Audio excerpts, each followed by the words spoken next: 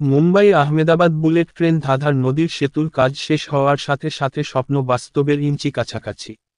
মুম্বাই এবং আহমেদাবাদের মধ্যে ভারতের প্রথম বুলেট ট্রেন চালানোর স্বপ্ন গুজরাটের ভাদোদরা জেলার ধাঁধার নদীর উপর একটি সেতুর সমাপ্তির সাথে সাথে বাস্তবের কাছাকাছি পৌঁছেছে।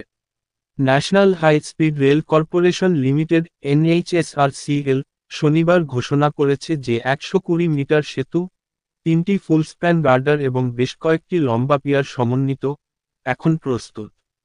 এই সেতুটি ভারুচ এবং ভাদোদরার মধ্যে অবস্থিত।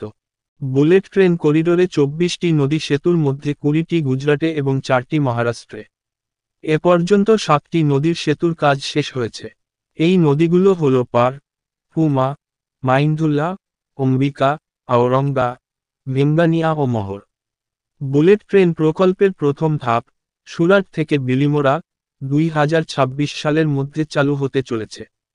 NHSRCL বিস্তারিত জানায় যে নতুন 120 মিটার সেতুটিতে 40 মিটারের 3টি পূর্ণ স্প্যান গার্ডার রয়েছে, এর সাথে 16 থেকে 20 মিটার উচ্চতা এবং 4 থেকে 5 মিটার ব্যাসের বেশ কয়েকটি বৃত্তাকার পিয়ার রয়েছে।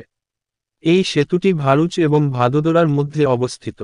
তারা আরও উল্লেখ করেছে যে বুলেট ট্রেন করিডোর বরাবর মোট 24টি নদী সেতু রয়েছে, যার মধ্যে 20টি গুজরাটে এবং 4টি মহারাষ্ট্রে রয়েছে। ভারতীয় রেল ঘোষণা করেছে যে গুজরাটের সুরাট এবং বিলিমোরার মধ্যে বুলেট ট্রেন প্রকল্পের প্রথম ধাপ 2026 সালের মধ্যে চালু হবে।